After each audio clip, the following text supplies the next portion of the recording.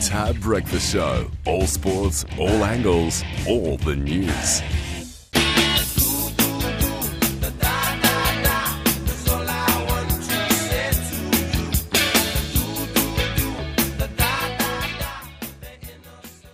Well, Saturday is just going to be one of the great days, not only of Australian racing, this is going to be one of the most memorable days in Australian sport and for our nation itself. I don't think I'm stretching things to be saying that. It is going to be just an outstanding day as we farewell Winx, who has just captured the imagination of this country. And joining us this morning is the Chief Executive of Racing New South Wales, Peter V'landys. Peter, good morning. Welcome to the program. Good morning. Thank you very much. It is going to be a day the likes of which I don't think we'll have seen before. Absolutely. Look, it's going to be a complete sellout at Randwick. We had the biggest crowd, for the Everest, which was just over 42,000. I think it's going to exceed that. And Randwick probably only holds 45,000 maximum. And I think we'll go beyond that. And we're just trying to make more room. The tickets are selling like hotcakes. And as you say, Winx has transcended into the sporting community, but also to the public. I've never seen anything like it. I've lived next door to people that have never mentioned racing to me, and they told me they bought tickets because they want to see Winx. So you get surprised every day about this wonderful mare Winx. Anyone you talk to, you mention racing, and the first thing they say, "Oh, Winx." So. Yeah. She has definitely transcended into the public, and I think it's like any other great champion, in years gone by, like Kathy Freeman, Don Bradman. I think Winx is up there with them. I've never seen anything like it. Well, incredible. If it's one horse that makes people go to the races for the first time, she's obviously achieved greatness there, hasn't she, Peter? Absolutely. No, she's definitely achieved greatness. But I think the secret behind Winx as well are the connections. I think Chris Waller, Huey Bowman and the owners have been fantastic. They've made themselves available to all media. Everyone's gone on the ride with them as well. So they've let them in the Winx journey. And I think that's very important. I think that, it's not just about Winx. It's also about the champion trainer, Chris Waller. You wouldn't get a better jockey in the world than Hugh Bowman, and we were very fortunate to have the owners we had in Debbie Kapitas and Peter Tighe, who's a Queenslander, two of the nicest people you'll ever meet, and they have absolutely promoted racing and Winx, not only in Australia but throughout the world. And Paul, I think the point that you just made is a good one. The number of people who will be going along, so many of them, it may be the first time they've ever been on a racetrack, but so many of them will be thinking back on this day and saying, not only was I there, but it will give them a love of racing, and they could well become just racing devotees forever. Absolutely. I think the biggest winner on Saturday will be the Tab, because everyone's not going to cash their tickets, and even when she wins, I think they're going to keep them to show that they were there to see Winx's last race. Look, I think that this is going to be a thing that goes on and on. I don't think, even though she retires on Saturday, I think Winx is going to be spoken about for a long, long time. Certainly so. Peter, we see, talking of the crowd, around the 40,000 mark, we see those famous photos of, say, Randwick during the war years and around that era where it was absolutely chock-a-block. How many people did Randwick hold in those days? Look, it's hard to say because, as I said, I've been going to Randwick since I was a little young boy, and I've seen the biggest crowds there. And on Everest Day, when we had 43,000, I've never seen a bigger crowd at Randwick. So, I don't know what the...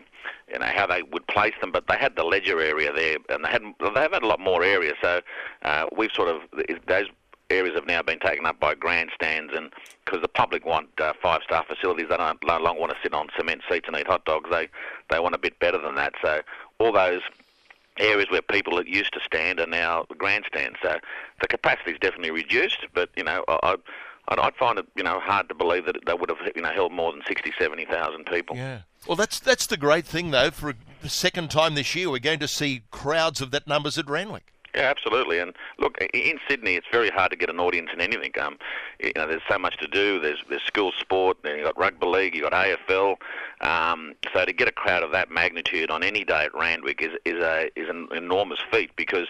And one thing about racing, we race every week, so it's not as though if you miss out on this week, you can go next week. Whereas most sports have a season, where we go the whole year. So it is much harder to get an audience, but we've proven that if you've got the right product, you'll get the audience. Yeah, and of course, unlike most other racing jurisdictions around the world who do have their off-seasons. Yeah, no, look, yeah, absolutely. And look, I think the best case study, in my view, is the Everest. We built the event. We built it to attract the under-35s. We promoted to the under-35s. The event was disruptive. And, we sold pre-sale tickets of over 20-something thousand. And we never sell pre-sale tickets at a race meeting. I think the most we ever sold before was 2,000 or 3,000 because people always wait to go to the gate. And of that, those pre-sale tickets, 82% were under the age of 35. So it proves that if you promote right and you've got the right event, people will come. Yeah. Peter, we had Greg Radley on our show last Friday to preview day one of the championships, and it was a fantastic day, but what he did say was he was glad that Winx was racing day two of the championships because it would have just spoilt the whole party if she had have gone day one because day two would have seemed so flat. Absolutely. I'm not looking forward to next week after Saturday. I'm glad it's Easter. I've got an excuse not to go. But it will be flat. No two ways about it. And we were lucky, I guess, that it is day two, and she conclude the carnival with a great Winx. I mean, what more could you ask for? Absolutely. And look, we probably will never see another Winx, but we said the same thing only a couple of years ago with Black Caviar. We'll never see another Black Caviar. Look where we are now. I said the same thing to Chris Waller. I said, Chris, are we ever going to see another Winx? He said, absolutely. Oh, did he? Yeah, so he's confident that he'll find another one. Look, the Autumn Sun is something out of the box as well, but unfortunately, because he's a colt, he's so valuable at stud, he probably won't go on. But, there will be other horses. I don't know if they'll have the charisma of Winx and the way she wins and... and as I said, the combination of Waller, Bowman and Winx, it's going to be hard to beat. It is. One of the things, though, Peter, I think, with champion horses like that, they seem to take in all of the admiration that they get, and they thrive on it themselves. And I think back to someone like a Gun Sind, for example. I mean... and I'm not suggesting you compare Gunsynd to Winx, but he was a wonderful champion in his own right, and the people loved him, and he used to play up to that. He became part of it, where he'd go out and stand and wait for the crowd's acclamation, and the great champions seem to get into the spirit of it, and Winx is another one who does. You're absolutely correct, because I'll tell you why I know that, is because at trials, Winx does nothing, but then put her up in a race when there's an audience, she's a different horse. Yeah. I mean, I don't think she's ever won a place in a trial. I think she's right, but the best she's done is third. So she knows when it's on. She knows when the big crowds are there. She knows what's going on, and the will for her to win is not like no other horse I've ever seen. I still can't believe in a couple of years ago in the Apollo Stakes where she got left at the barriers, lost about 6 lengths. It was over 1,400 metres, probably not a distance that is really suits her. And everyone, and I mean everyone, including Chris Waller, the owners, and all the grandstand thought this was her first defeat, but not Hugh Bowman. She still won. It was one of the most unbelievable races I have ever seen in my career because she just had the will to win, and nothing was going to stop her. No. And she ran some unbelievable sectional times, and that's, I think, how you can compare horses from yesteryear on the sectional times. And she just runs unbelievable sectional times. She ran a trial over 1,200 metres when Huey Bowman was disqualified and couldn't ride her in the next Apollo Stakes. And she ran the much faster sectionals than any other horse on the day over the distance. So, I firmly believe she could win. She could have won an Everest. She could have won a Melbourne Cup. She's just an out-and-out champion. Yep. I'm glad you mentioned the owners there, Peter. We had Vin Cox from Godolphin on the show a little while ago, and he was talking about his life in racing, and he said, I don't think we make enough or a big enough deal about the owners. Because he said, let's be honest, no one needs to buy a racehorse. You want to buy a racehorse. He said, I think their trials and tribulations have to be celebrated as well. You mentioned Peter Tye-Debbie Capetis there. I think they've done a great job as unofficial ambassadors because they've taken you on the ride as well. And Peter Tye always makes himself so available to this radio station. It's not just race day, it's race week for him. And it must be so tiring when he gets to Saturday night. But it's obviously for you as an administrator, he must be a pleasure to deal with, the whole lot of them. Absolutely. And what you see on camera is what you get behind the cameras. He's an absolute gentleman, one of the real nice men of racing. And as you say, he makes himself available at any time. And I think that's one of the successes why Twinks has transcended to the public, is because they've gone on the journey with the owners. They've gone on the journey with Peter Tighe and Debbie Kapitas, and they feel part of it. They feel part of that Winks family. And as I say, I don't think she would have transcended as much as she has without Peter Tighe and Debbie Kapitas. No doubt about that. Peter, it'll be a fantastic day for the championships on day 2 on Saturday. But look, if I could look further ahead, some of the other exciting things coming up later in the year, the Golden Eagle. Yeah, look, this is a new race we've developed. I've always spoken to trainers as to when a horse is at its peak. When should a horse be at the maximum power? And they always tell me it's a 4-year-old. Yet we have 2-year-old races, 3-year-old races, but we stop there. We don't have 4-year-old races. So I just researched what sort of field we would have got, if we was just a 4-year-old race. And the fields were extraordinary, unbelievable fields. So I thought there was a gap in the calendar for a major 4-year-old event. And that's why we developed the Golden Eagle. It's a $7.5 million race. It's the second richest race on turf in the world after the Everest. And we've put it on, on Derby Day to complement Melbourne. People think that we're taking Melbourne on. We're not. One thing that happens in Sydney when the Melbourne Spring Carnival on is we don't exist. Our field sizes drop. We have no relevance. We want to stay in front of our customer and in front of our punter at all times.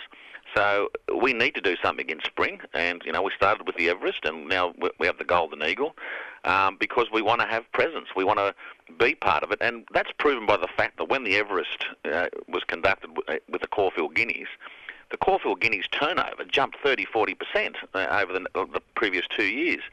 So it proves that if you have a good product in both states, you can both promote your industry. And the golden, if I could call it, the golden triangle with the golden slipper, the golden rose, and now the Golden Eagle, it'll be much sought after. Yeah, well, we're calling it the Golden Slam. So the thing is, if you win all 3 of them, it's a $10 million bonus. Now, that's going to take time to happen, but it will happen. Yeah. And the other thing of beauty about the Golden Eagle is $750,000 of the prize money goes to charity. Every owner that nominates a horse in the Golden Eagle has to also nominate a charity, and they get the 10% of the prize money. So, as I said, $750,000 will go to charity. So there's all these charities now that want to be part of the Golden Eagle, and it's a community involvement, and and the other big thing for the Golden Eagle for us, it's in Sydney's west, and that's the fastest growing area in Sydney. And Rose Hill is one of the best tracks in Australia as far as facilities are concerned, and we have a great ethnic diversity out there. And if racing is to stay relevant for the next 20 years, we need to embrace the multicultural society we have and make them part of our industry. Well, we're both listening to you, and so's all our listeners, and we're all buying in. But is John Massara buying in with the Autumn Sun? Look, John Massara is a great man, and he would do anything to promote racing, but he has to look after his own business first and foremost. So whatever decision he comes up with, we'll respect. But, I think it made it worse for us when, unfortunately and sadly, Reduce Choice passed away. Yep. It leaves a massive gap in Arrowfield, and, the Autumn Sun just fills that gap brilliantly. So I can understand if he wants to retire him. It's a business. He's paid a lot of money for the horse. He has to get a return on the horse. So we'll respect. And in some ways, out of every negative, there's a positive. By having the Autumn Sun there, it might have scared a few others away. So if he's not there, you might get a lot more horses. And, we've actually had a lot of interest from Japan. So, you might see some very, very good horses coming over from Japan. Peter, just finally, if you could take your racing hat off, put your rugby league hat on. How's it going on the ARL Commission? Pretty good.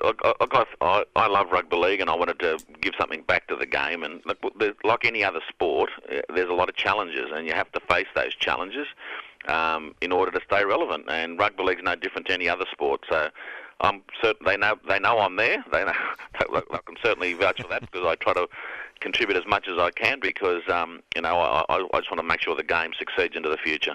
Good on you. Lovely to talk with you, and all the very best of luck to everyone on Saturday for what's going to be just one of the great days in Australian sports history. Thanks, boys. Much appreciated.